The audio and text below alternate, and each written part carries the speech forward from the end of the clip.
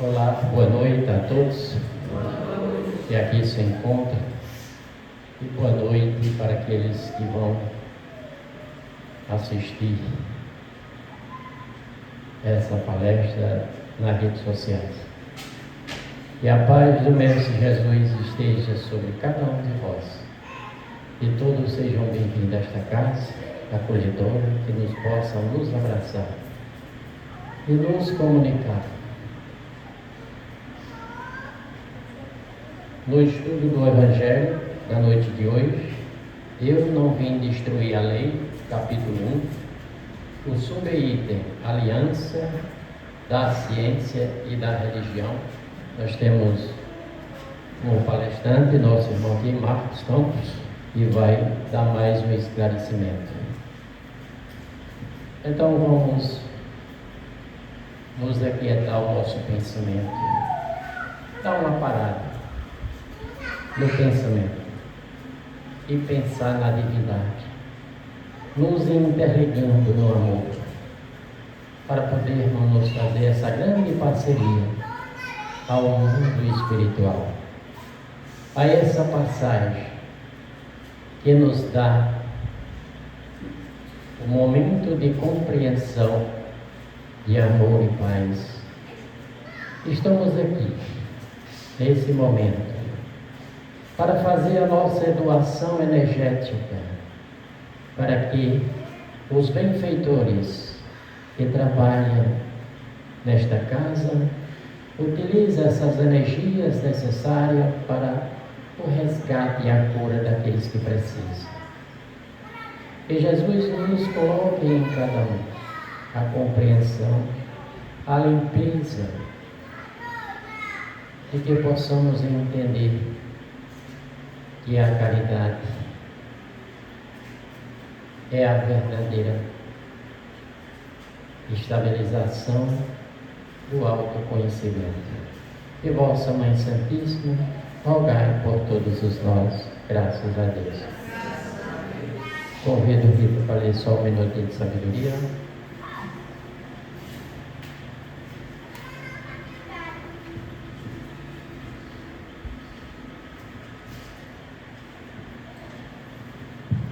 Boa noite a todos. Boa noite. Procure compreender o próximo. Não magoe aqueles que o beneficiaram. Procure compreender as palavras e ações dos outros, especialmente se o amam. Não fira a sensibilidade alheia, porque você sabe como sofre quando fazem isto com você.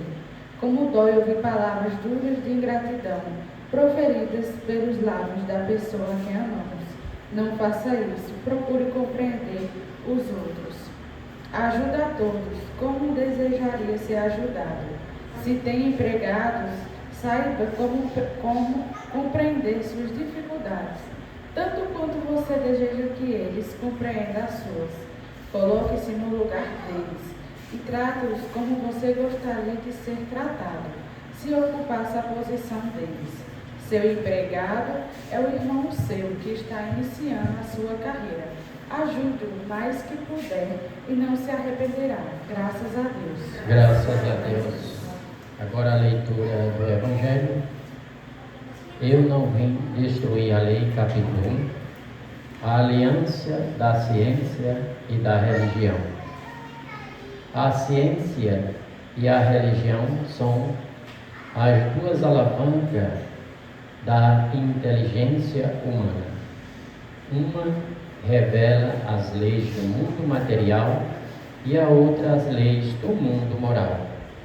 Mas umas e as outras tendo o mesmo princípio, e é Deus. Não pode se contradizer, se elas são a negação uma da outra.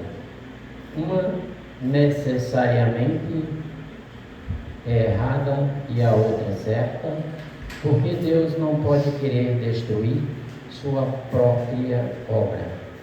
A incompatibilidade que se acreditava vê entre os seus duas ordens de ideias prende-se e um defeito de observação, e há muito de exclusivismo de uma parte e de outra.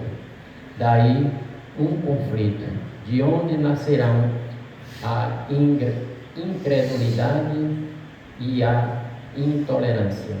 Os tempos são chegados em que os ensinos do Cristo devem receber o seu complemento, em que o véu lançado propositadamente sobre algumas partes desse ensino deve ser revelado, em que a ciência, deixando de ser exclusivamente materialista, deve se inteirar do elemento espiritual, e em que a religião, cessando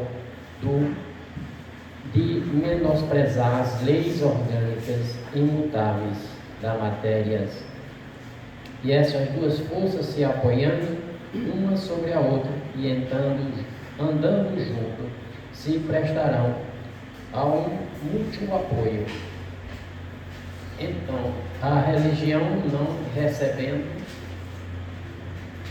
mais o desmentido da ciência, adquirirá uma força inabalável, porque estará de acordo com a razão e não lhe poderá opor irresistível lógica dos fatos.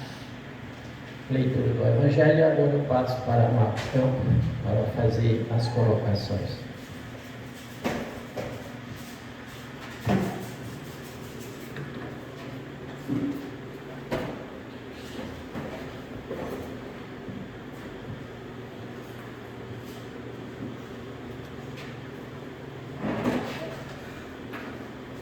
Boa noite a todos e a todas.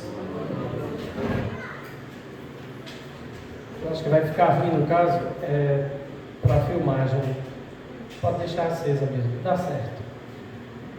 Bom, como já foi colocado aqui, a gente vai tentar, à luz do Evangelho, do Espiritismo e da boa ciência, derrubar algumas arestas em que se coloca uma divergência entre a ciência e a religião. É provável que alguns conceitos aqui postos sejam vistos por alguns a primeira vez, mas que eu peço que vocês possam tentar depurar as informações para tentar buscar lógica no que aqui vai ser colocado. Então, como foi lido agora há pouco sobre o Evangelho, trata da ciência e da religião, onde estabelecem-se alavancas da inteligência. Aqui já começa a nos provocar. Está dizendo que as duas são alavancas, ou seja, que levantam o homem aqui na sua existência. A ciência, uma revela as leis do mundo material e a religião do mundo moral, tendo, no entanto, essas leis o mesmo princípio, onde tudo é originado, que é Deus. Sendo assim, conclui-se que não podem se contradizer. E aí a gente já percebe que há uma incompatibilidade daquilo que se julgou existir, ou seja, dos conceitos que foram passados a nós através das gerações e que é fruto nada mais de uma observação defeituosa de que uma anularia a outra. Basicamente esse é o cimento que eu quero que seja colocado nessa construção do conhecimento de hoje.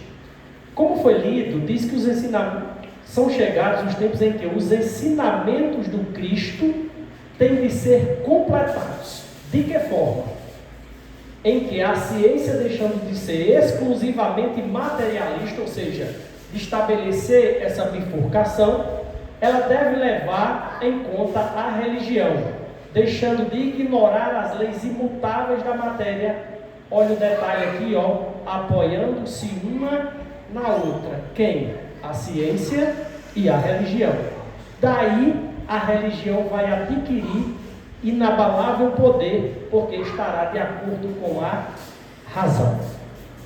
E para concluir essa parte de exposição do Evangelho, disse o seguinte: é toda uma revolução, atentai para isso. Nós estamos no olho do furacão do processo de regeneração, que neste momento se opera, onde muitos espíritos estão a trabalhar, após uma elaboração que durou quanto?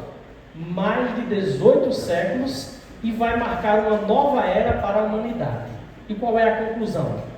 Acarretará para a sociedade modificações, ninguém terá força para se opor. Olha que detalhe. Ninguém terá força para se opor. Elas estão nos desígnios de Deus e derivam da lei do progresso, que é a lei de Deus. E aí a gente começa a estabelecer esses critérios para tentar, em vez de fazer uma bifurcação, fazer o contrário, né? Foi dito por Allan Kardec que a ciência e a religião são duas alavancas da inteligência humana.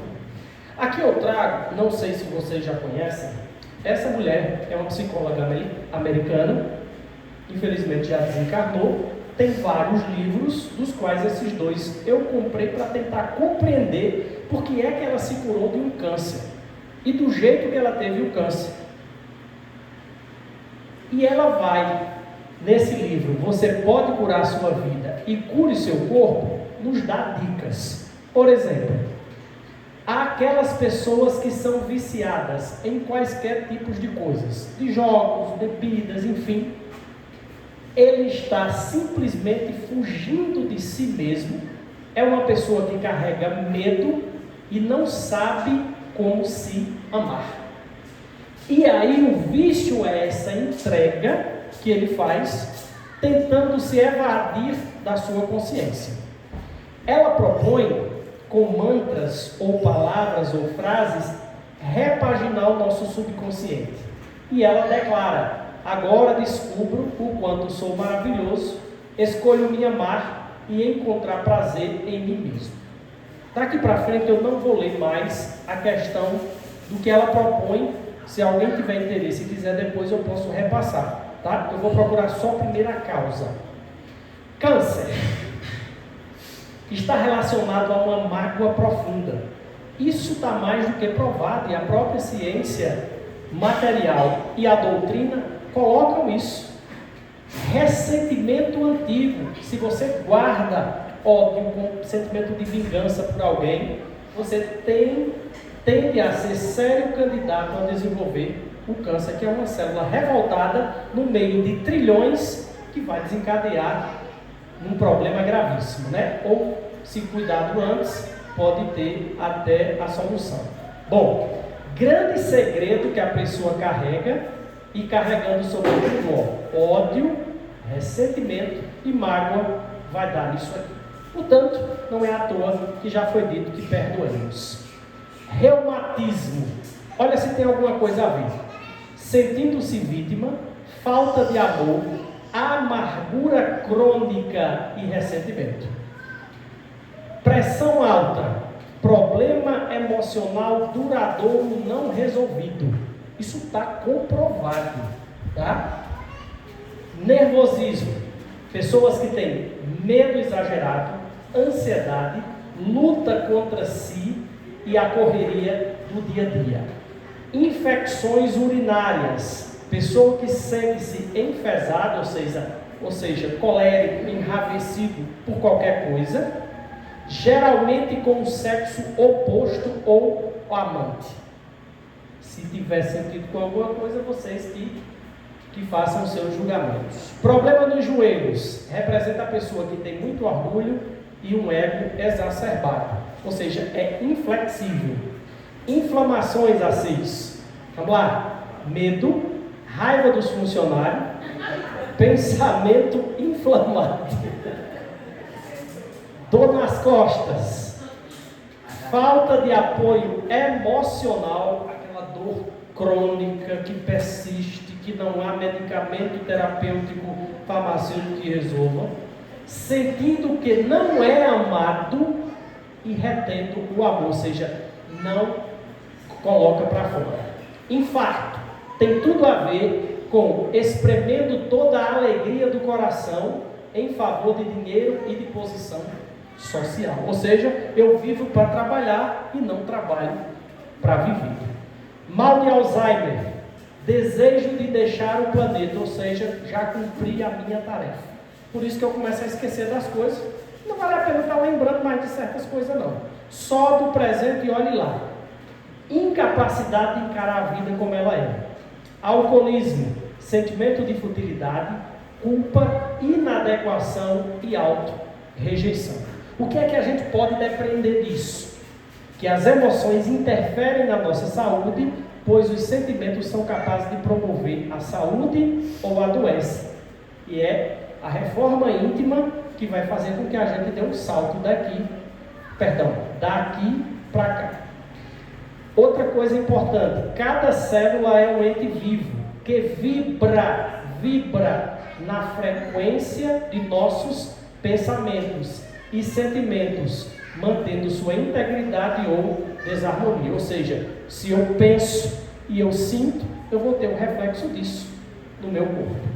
Mais pesquisa para a gente compreender as emoções e o corpo, crenças limitantes e expansivas de cada órgão. No coração, angústia é o que faz o coração adoecer também. Nos rins, toda pessoa que tem um exacerbado medo, o rim é um órgão de filtragem do nosso sangue, e aí filtrar essas emoções vai fazer com que gere cálculos renais, enfim, uma série de problemas. No pulmão, luto e tristeza, ou seja, a pessoa não desapega, fica com aquilo guardado. Nos olhos, pessoas que têm decepções, tá, vão sofrer mais cedo que a idade de problemas como glaucoma, catarata e por aí vai. Na bexiga, guarda ressentimentos, pessoas que têm problemas na bexiga. No ouvido, medo da verdade. Mais uma, fígado, raiva. Se você tiver raiva, ou eu tiver raiva, e a gente não tentar revisar isso, a tendência é que a gente comece com a simples esteatose hepática, podendo se desenvolver para grau 2, 3, e aí ser muito perigoso, inclusive, para a nossa vida. Pâncreas, as derrotas, os fracassos, podem tirar o órgão de produzir hormônios como insulina, sobretudo para que a célula possa colocar a glicose dentro da sua própria estrutura. Na pele, irritação. Sabe aquele tipo de coceira que começa a surgir do nada? Sabe aquele tipo de carocinhos? Ou seja, a sua pele, quando você está irritado, vai botar a culpa na muriçoca, não sei o que, mas não, é irritação, tá?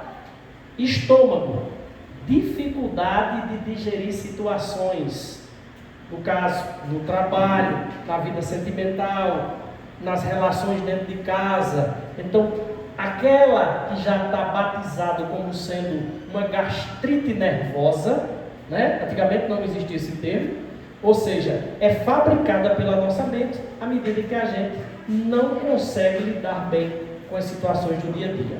Intestino, controle. Toda pessoa que quer controlar, sabe aquela pessoa que passa 10 dias sem ir ao banheiro? É aquela pessoa que quer controlar as outras que estão ao seu derredor. Problema no útero, abafar a energia feminina. Então o útero, que é essa energia que vem para a produção de vida, se você tenta abafar, você pode ter problemas de miomas e por aí vai. Cabeça, muito mental, ou seja, viver com a síndrome do pensamento acelerado, pensar 1000 coisas ao mesmo tempo. Garganta, Assis, expressa a verdade, ou seja, você tem vontade de dizer a verdade, mas segura. E quando eu seguro, aí a defesa do nosso corpo diminui, diminuindo as defesas, os agentes infecciosos que estão aí no ar vão atacar e a gente vai tirar, se Deus quiser, essa máscara de você. Joelho, rigidez. Toda pessoa que é rígida, se colocar esse copo nesse canto, ninguém tire. Vai ter um probleminha no joelho, depois vai querer atendimento aqui, ou então vai para um ortopedista. Eu quero trazer agora depoimentos de médicos, de situações da questão espiritual, para que a gente possa juntar as duas coisas. Pode soltar. Se você soubesse disso, nunca mais teria coragem de guardar rancor. Se você soubesse o que a falta de perdão faz com o seu corpo, você nunca mais teria coragem de guardar rancor. O que acontece quando guarda rancor? O seu corpo entra em um estado de estresse adrenal. A pressão sobe, aumenta a insônia, cansaço crônico, compromete o sistema imunológico, inflamações crônicas, diabetes, obesidade e até câncer. Outra pesquisa na Harvard Medical School indicou que guardar o rancor pode aumentar o risco de infarto até 50%. O que acontece? O rancor é um sentimento que mantém a mente presa a uma experiência negativa do passado. Essa emoção presa envia sinais constantes ao cérebro, interpretando a situação como uma ameaça. Dica prática: perdoar, liberta dessa prisão emocional. Como? Sabendo dar um novo significado. Eu sou o Dr. Cascapeira. Só o nome do doutor, né? Cascapeira, que é interessante. Mas ele traz muitos pontos que merecem destaque. Aquilo que eu já vinha trazendo, né? À luz da ciência e também vou trazer da espiritualidade. Opa, agora, esse aqui é Haroldo Dutra, palestrante espírita, um dos mais renomados do Brasil, e ele vai tentar fazer exatamente esse estreitamento entre ciência e religião. Pode soltar. Aliança entre a ciência e a religião. Aliança significa casamento, significa cônjuge, significa dois que se amam, significam dois que se ajudam, dois que cooperam um com o outro, dois que cuidam um do outro, dois que servem um ao outro.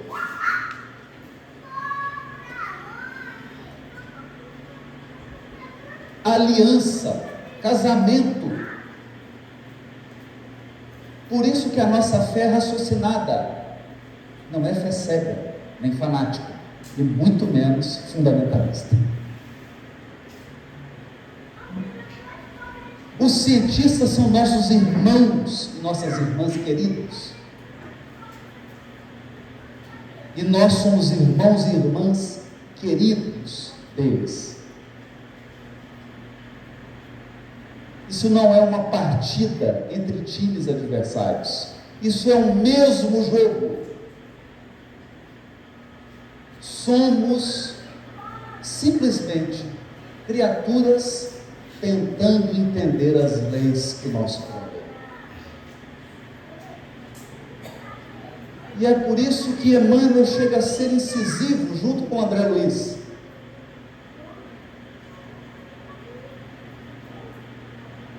André Luiz afirma no Evolução em Dois Mundos: se você examinar um átomo de hidrogênio, um próton e um nêutron, atraindo um elétron, essa lei de atração é a mesma lei de amor que me une a um ser amado.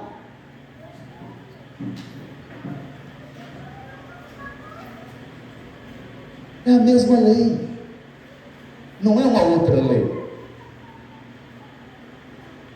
Estudar o átomo, estudar o relacionamento conjugal é a mesma coisa, porque a energia é a mesma.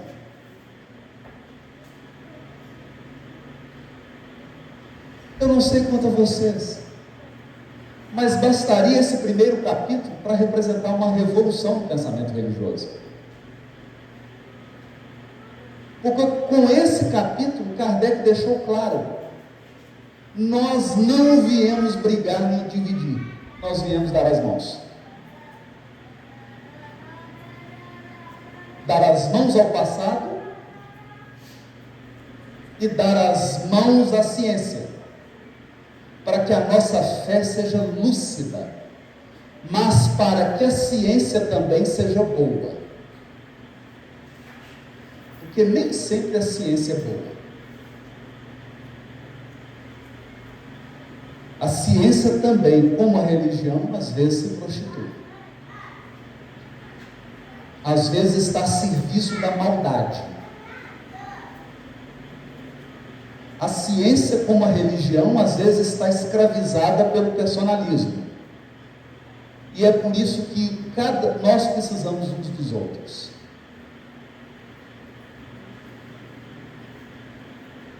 Esse é o primeiro ponto.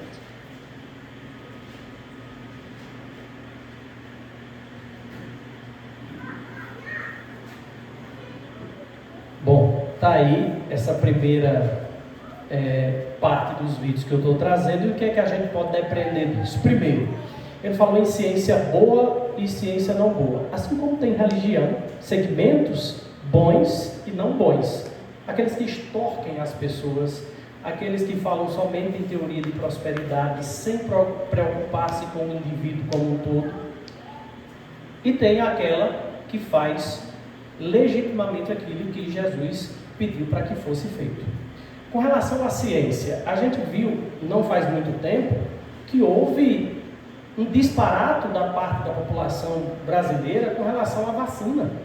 Nós tivemos recentemente uma pandemia das maiores que a humanidade já viu, e pessoas resistentes a tomar vacina porque alguém disse que não servia ou que virava jacaré, sendo que estava tomando escondido e colocando os outros para não tomar. Outro lado que ele disse que é importante que percebamos é que a ciência boa pode fazer um gerador de tunelamento, pode fazer uma ressonância magnética para detectar doenças de forma mais aprimorada, assim como pode produzir uma bomba atômica. Então, a gente precisa, na verdade, além de fazer as boas escolhas, estar atento aos fatos que nós, enquanto seres humanos, estamos aí a presenciar. Pode ir para o próximo. Bom, aqui, comprovação. Aqui onde eu vou entrar agora no Espiritismo, que vai buscar. E aí, Yuri, pode colocar já, que eu acho que é o próximo, né? Não, aqui são os livros, tá?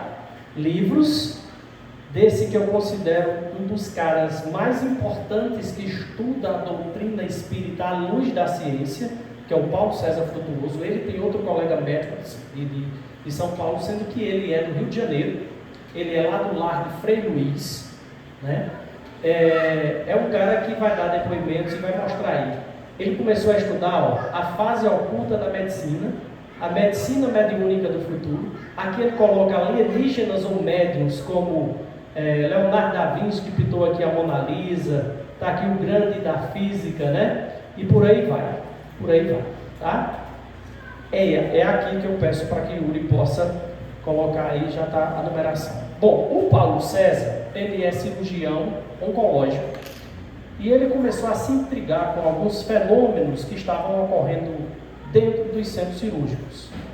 E começou a investigar. E tendo um pai médium, ele meio que resistente à questão de misturar ciência com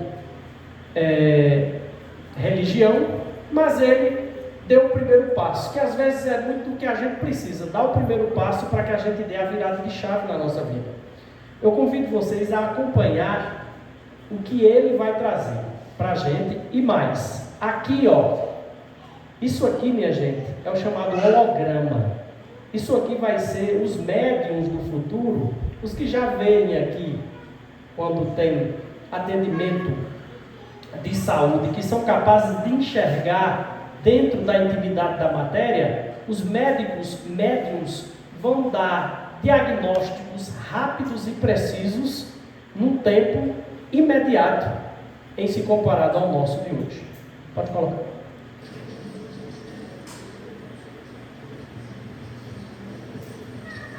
Única com os meus colegas que me acompanham. Bom, está definido. Agora, como isso acontece?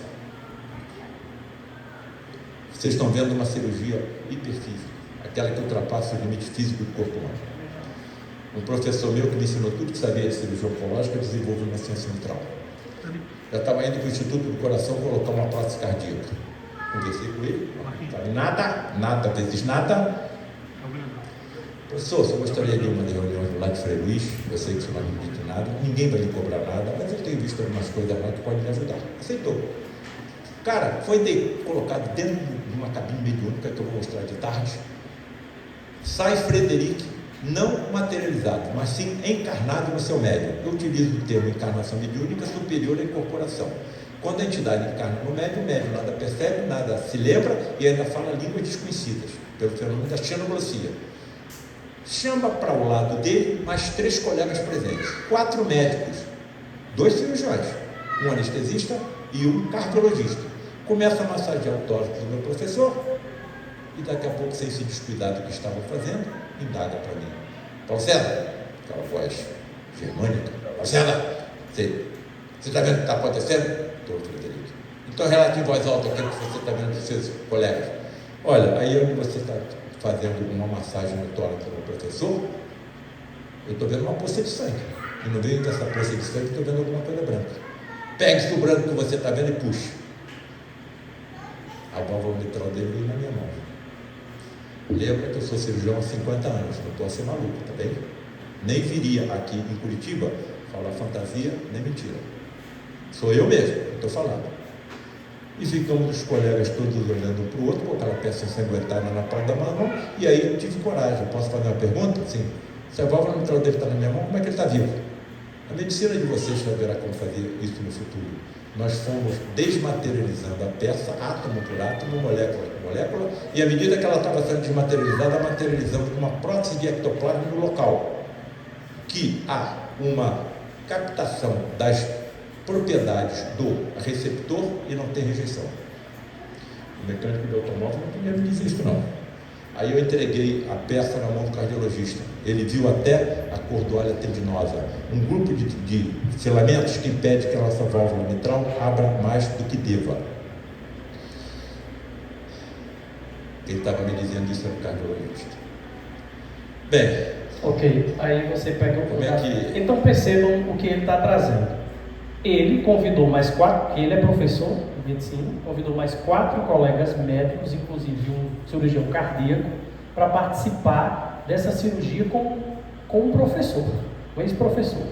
Não tinha tido resultado na alopatia, levou-se para lá e fizeram essa cirurgia. O fato é de que, como ele disse, pegou-se uma peça do coração desmaterializada e depois colocada em sua mão, e eles perceberam, todos os médicos que estavam lá, que sim, era real. E detalhe, o professor sobreviveu e sem sequelas. Vamos a mais um caso que ele vai falar sobre cirurgia vascular. Cardiovascular. Prezado Dr. Paulo César, meu nome é SV. Ao término de uma cirurgia cardíaca em setembro de 2019, lá no Mato Grosso do Sul, para a instalação de 2 pontes sacenas e uma mamária em um paciente rígido com 77 anos de idade, a cirurgia estava pronta. Ele não era o cirurgião, ele era o auxiliar. Quem estava operando era o professor dele. Fomos surpreendidos por uma ruptura da artéria aorta cardíaca com consequente quadro hemorrágico incontrolável. Rompeu a aorta cardíaca, é o maior vaso sanguíneo do corpo humano, e a cirurgia estava pronta. Começou a jogar sangue no teto. Não dá para botar isso para correr não, garotão?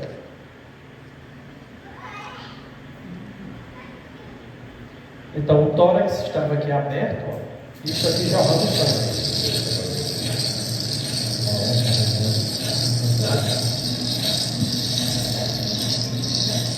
Tem como você imaginar, na correr, esse vídeo aí?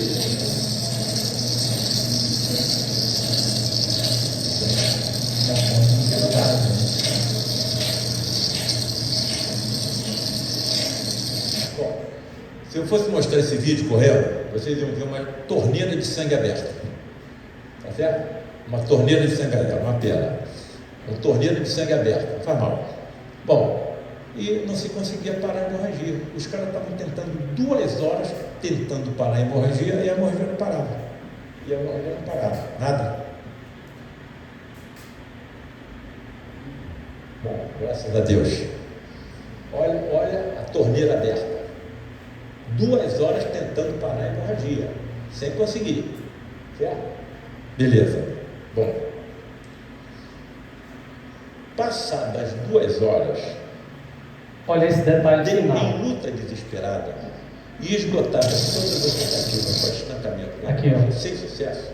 Sem sucesso. Lembrei dos seus livros, aonde o senhor diz que nós médicos não estamos sozinhos, que há sempre entidades superiores nos apoiando e nos guiando. Pedi então em pensamento que, se existisse alguém ali me apoiando, que me fosse mostrado alguma solução para aquele caso aparentemente insolúvel. Imediatamente uma ideia surgiu em minha mente e foi adotada. Não foi adotada já não. O professor falou assim: esse cara está perdido. Tudo que era possível ser feito, nós já fizemos. Professor, tenta. Se está perdido, aceita a minha sugestão. Vamos tentar mais uma prova. Então, qual o detalhe da E o cirurgia? professor aceitou. Não estava tendo resultado e algo soprou no ouvido de um dos médicos que há mais de 2 horas tentavam estancar a hemorragia, e ele foi lá e, em apenas 2 minutos, tudo estava resolvido. Vamos a mais um? Esse depoimento agora é o mais simples, tá? Aqui, pronto. Ele vai falar de uma amiga médica cirurgiã, sobre um livro que ele estava escrevendo, se ela poderia participar, diante de todas essas pesquisas. E olha o que ela disse. Pode colocar. Uma médica, médium, cirurgião e proctologista. Está conosco há 7 anos. E aí, muito retraída, muito calada. Eu conversei com ela, colega, eu estou escrevendo um livro assim, assim, assim. Você poderia dizer o que acontece com você quando você entra no hospital, no centro cirúrgico? Aí custou a me aceitar o convite, acabou aceitando com uma condição, que eu não colocasse o nome dela no livro. Tá bem. Aí botamos no pseudônimo e ela começou a me relatar tudo que acontece com ela, médium que é, quando ingressa, por exemplo, no centro cirúrgico. Era tudo que eu já tinha escrito nos 11 capítulos que já estavam prontos, e ninguém sabia que eu estava escrevendo livro nenhum. Essa médica médium diz que quando entra no centro cirúrgico, ela vê mais médicos desencarnados do que encarnados. As equipes que estão operando os pacientes estão rodeadas de equipes de médicos espirituais. Enquanto nós estamos cuidando do corpo físico dos nossos pacientes, eles estão cuidando do corpo espiritual. E ouso afirmar, Então percebam, sempre há isso. É por isso que nos hospitais, quem tem mediunidade, não vê tanta coisa bacana como eles estão vendo no centro cirúrgico. Porque tem coisa boa, mas também tem espíritos que não saem de lá porque ainda entendem que estão vivos. Mas por que eu estou trazendo isso? Para que a gente compreenda que situações como essas levam a esta aqui. Essa aqui certamente vocês conhecem, Alcione, cantora, e ela vai dar um depoimento porque é que ela hoje está cantando. Pode colocar. Pela ciência, não era para cantar mais. Nesse momento andava um médium chamado Dr. Edson Queiroz, que recebeu o Dr. Fritz, que trabalhava em Pernambuco. Então precisava escrever para que as pessoas me entendessem. E aí o médico disse que eu ia aprender o negócio. Só tinha mais um ano para cantar. Eu fui em Recife e ele marcou comigo o Dr. Edson, 9 horas da noite, lá na fundação dele. Eu fiquei de 9 a 1 da manhã esperando ele me disser, que esse espírito não vai falar de nada, não, hoje não. Ele falou, irmã, vem cá. Você acredita em Deus? Eu acredito. Ele fez uma agulha aqui e essa agulha saiu assim, torta. Ele disse, agora você não fala mais. Doeu? Não deu nada. Ele fez uma agulha aqui, eu só tossi. Estou vontade de tossir. Falou, você não fala mais durante 3 dias, não deixa o ar daqui de fora entrar. Eu fiquei sem falar 3 dias, depois que eu falei, ganhei mais 18 discos de ouro e até hoje também. Estava condenada a perder a voz, foi fazer uma cirurgia espiritual e está aí o resultado. E agora eu vou trazer uma cirurgia ao vivo, com mais um renomado, conhecidíssimo de todos nós, Chico Anísio, que também estava com um problema agudo na sua garganta, que não melhorava, pode colocar, e foi com o mesmo método, cirurgia feita, o Dr. Fritz, ao vivo, que fez com que ele voltasse a falar. O tamanho da agulha.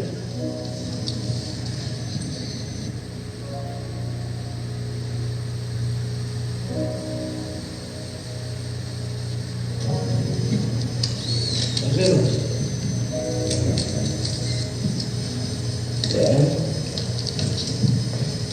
Todo amigo, se quiser. Não dá não.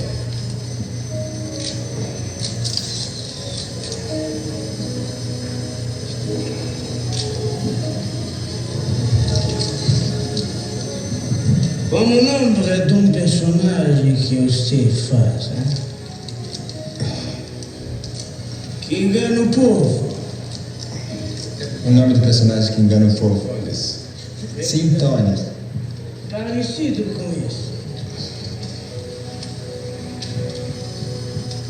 fosse ele, você não estava dando de garganta. Toda vez que fizer aqui, lembra dessa cirurgia e brinca mesmo.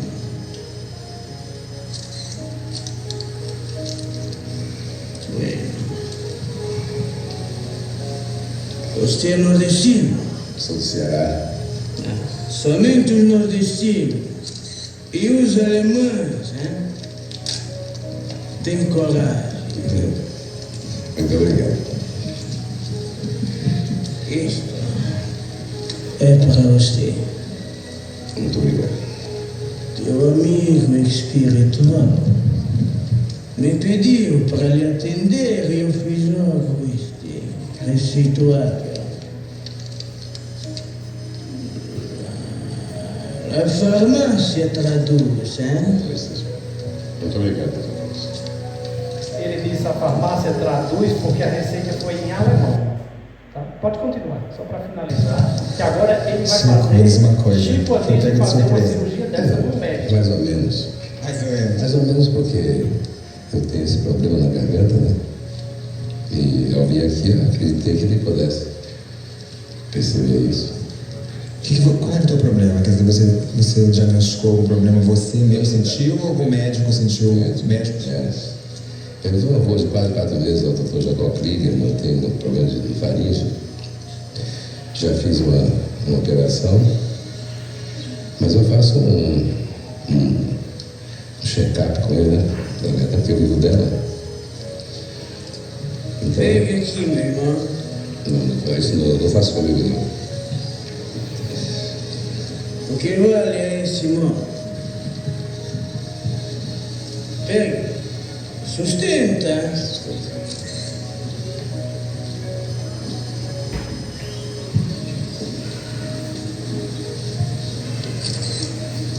Onde você quiser. Veja que a agulha é bastante grande. Falta 15. Guarde como lembrança. Você operou o médico? Faço uma piada agora.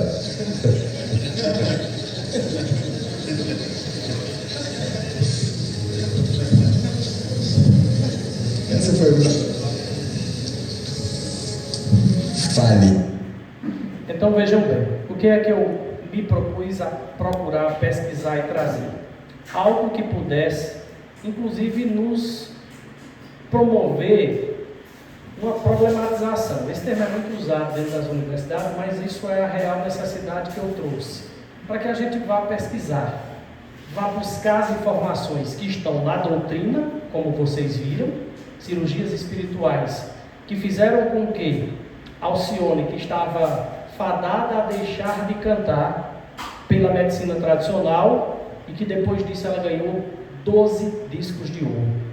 Chicanísio, que ainda jovem, estava praticamente condenado a deixar de fazer seus inúmeros papéis, mas por ter ido buscar esse atendimento espiritual, não morreu sem deixar de fazer televisão.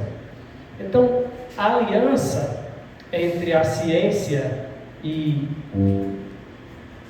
a religião, dita por Kardec em O Livro dos Espíritos, coloca: se a religião recusa caminhar com a ciência avança sozinha.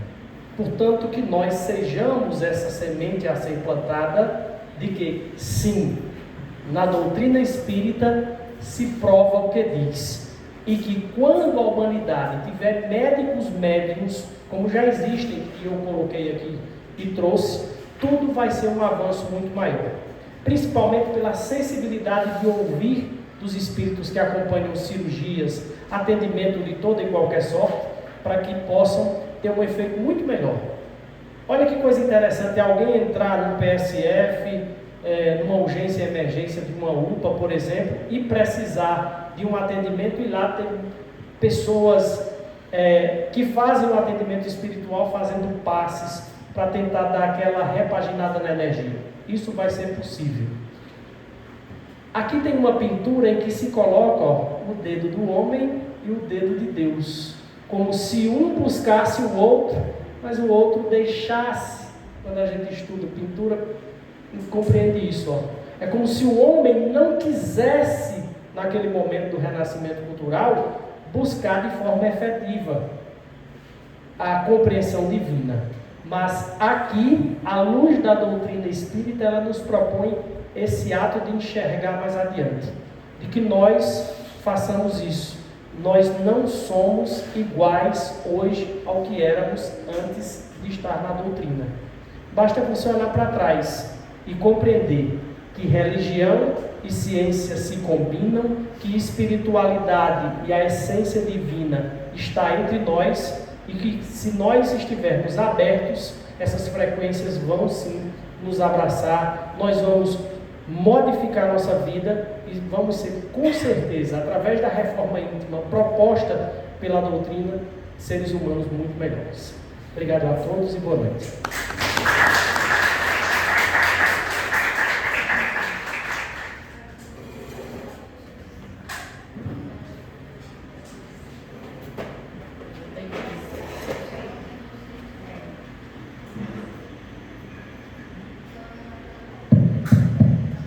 Pois é, a gente nos agradecemos aqui pela sua apresentação, foi falar de bom, como se diz.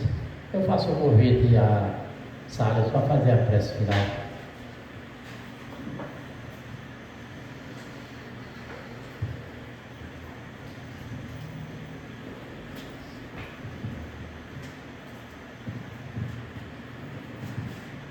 Bom, então vamos aquietar os nossos corações. Vamos iniciar dizendo graças a Deus. Se alguém preferir fechar os olhos, buscar visualizar a figura serena e luminosa de Jesus de Nazaré, derramando sobre nós energias benfeitoras, curadoras, que nos tranquiliza e que nos faz ter a certeza de que não estamos sós, que nunca estivemos e jamais estaremos. Por isso, Jesus, nós te agradecemos de coração, do fundo da nossa alma, por todos esses ensinamentos, por todo esse norte, por todo esse conhecimento que nos trouxe de forma gratuita, segura, simples de aprender, e uma certeza de que, se assim o seguirmos, um dia chegaremos muito melhores do que nos encontramos hoje. Para esta noite, Jesus, nós te pedimos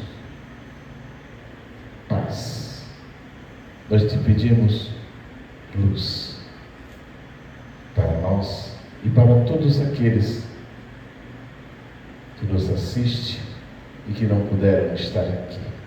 No mais, não temos palavras suficientes para te agradecer, a não ser gratidão, gratidão, gratidão. Graças a Deus.